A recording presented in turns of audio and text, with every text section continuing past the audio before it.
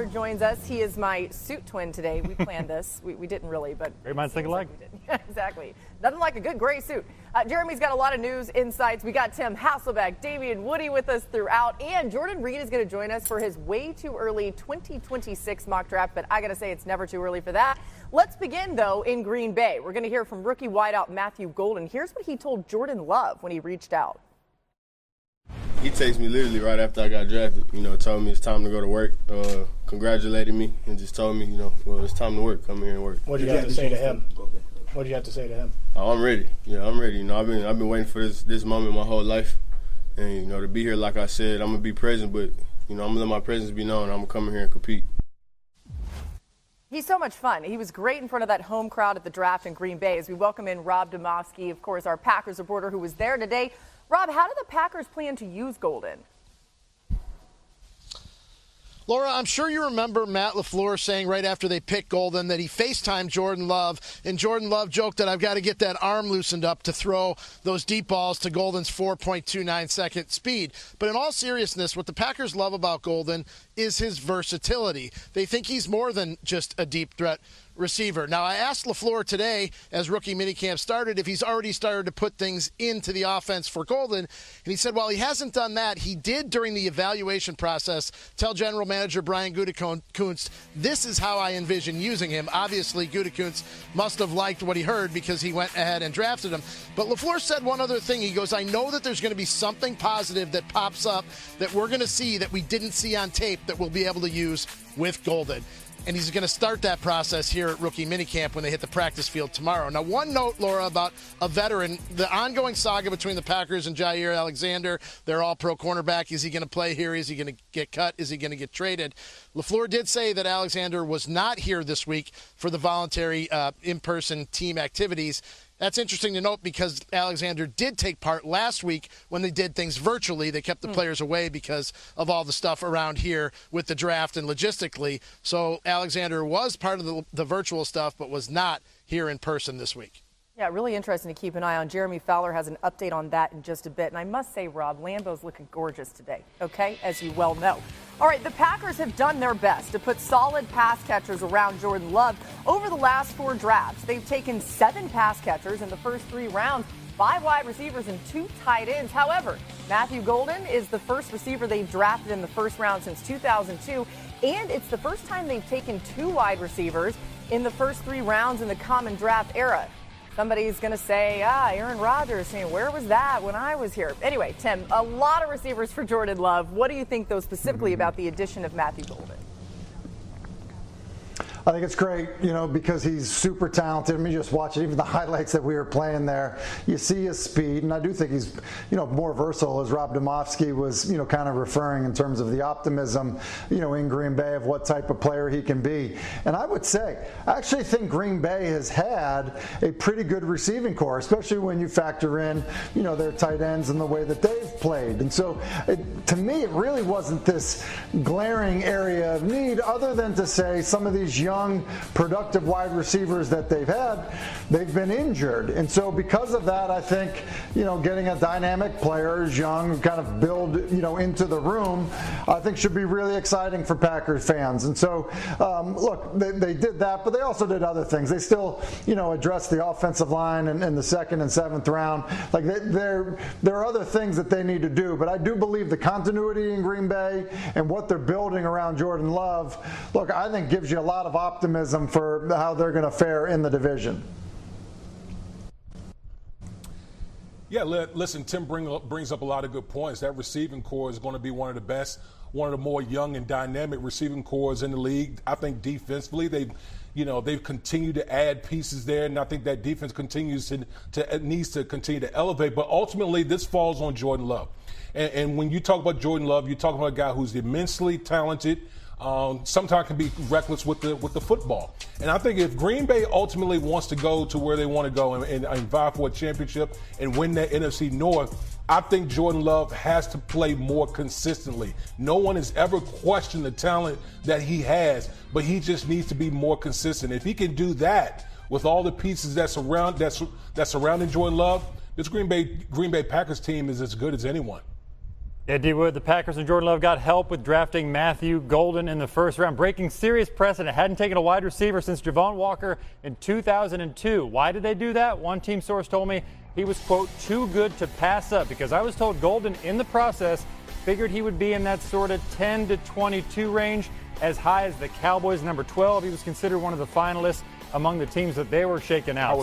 He had a top 30 visit with the team, everything. Yeah, and lucky for Jordan Love. I think everyone's going to love what Matthew Golden brings to the table. Now, we promised Jeremy an update on Jaire Alexander. You heard what Rob Domofsky said. What are you hearing about him right now? Yeah, Laura, so I was told Alexander and his camp never really expected to be traded, at least up to this point, because in early March around free agency, the team and the players started discussing some options, like, hey, let's leave the lines of communication open. If we can find a trade that makes sense for the team, we'll do that. So the player talked to some teams, the team talked to some opposing teams to see what the market value would be. A lot of those teams had interest, but they wanted to wait until after the draft. And now they're through the draft. There still isn't a lot of momentum for any sort of deal for Alexander, who, despite being a top 10 cornerback in the league for a long time, is due $17.5 million. Durability is a major issue. So the common sense here might just be that both sides can talk about a new reworked package maybe. Yeah. Perhaps the Packers can get some salary cap help, get that number down a little bit if Alexander would be willing to do that. Whether he is or not remains to be seen. Again, Rob Domofsky reporting that he was there for virtual meetings that the team had last week during the draft and then has not been here with the voluntary workouts. We'll keep an eye on that. All right, to our next rookie camp going on today. That's in Philly. The defending champs bolstered their defense with Jahad Campbell and 5 other defenders who are all out on the practice field today. Pretty cool. The Eagles enter the 2025 season looking to become the 10th team ever to repeat as Super Bowl champs. Overall, there have been 16 instances of a team returning to the Super Bowl the season after winning it. The Eagles will have to get back there without their offensive coordinator from last season, of course, Kellen Moore. Damian, Howie Roseman keeps rebuilding the Eagles team in the draft. Is that enough, though, for them to repeat? Because they have lost a lot of guys, too, in free agency and otherwise. Yeah, listen, some of those guys have graduated from the program, but the one thing that Howie Roseman has always done, he's a master at restocking.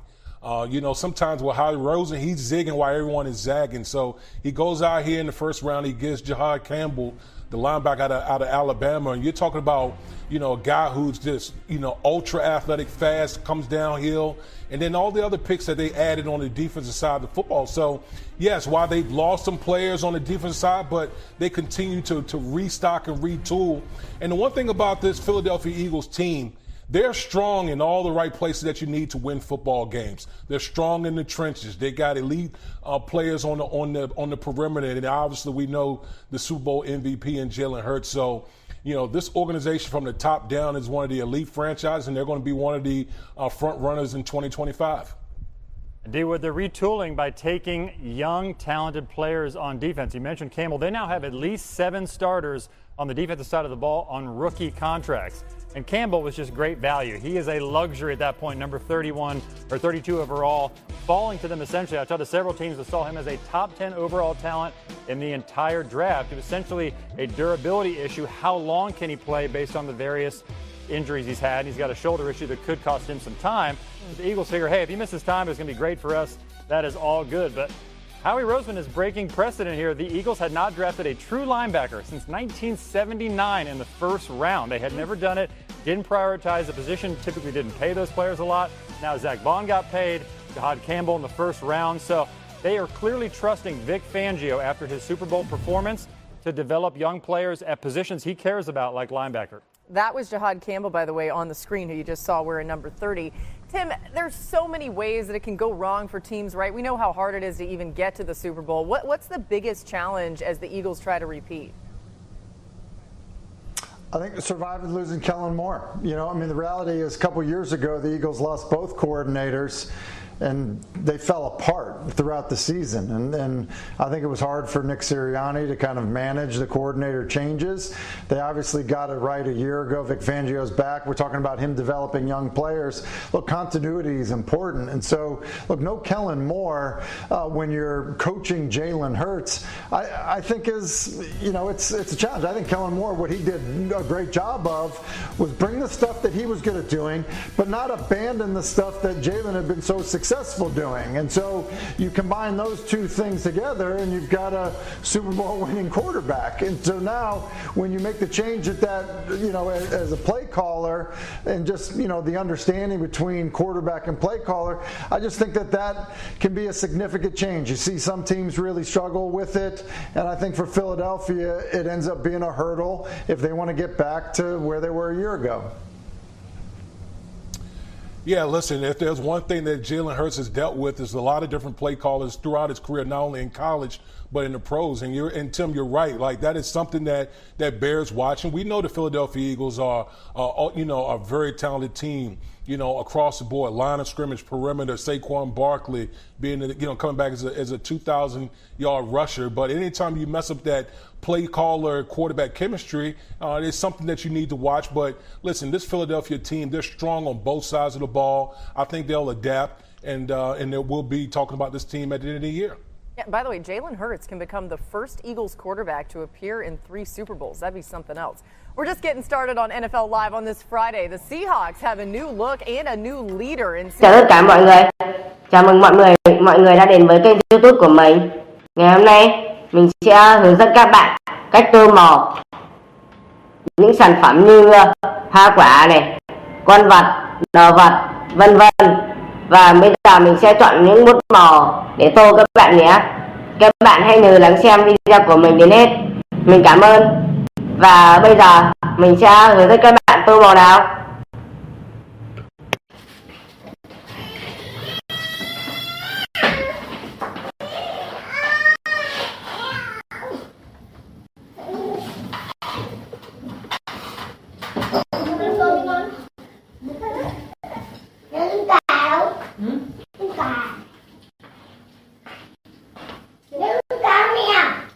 Tương cả hết rồi. Không, cái loại tương cả ngoài kia vẫn còn.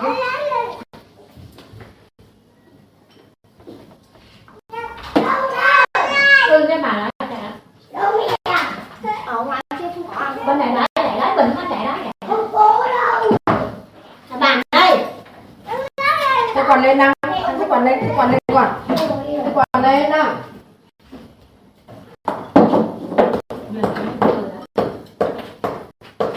Quả lên. Ta còn uống thuốc ho. Đấy,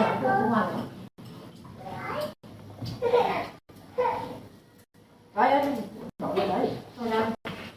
Có đổ cái chấm gì? Chấm gì? Chấm gì quan trọng lắm á. Đấy. Ôi, mẹ. Ôi, nó mầm mầm. Chấm gì? Ôi. Đây, chỗ này. À, đây đây. Nắng đi. Đấy, ngon đấy. Anh cho con thôi, ngon mà. Mày cái trồng gì đó đà hồn á. Muối trắng cho bạn nữa. Con thấy ướp nó ngọt. Được. Ngồi anh nào vào. Tay vào đây, tay chân thẳng ra vào. Anh uống được trồn. Đó, em ngồi đẹp lắm.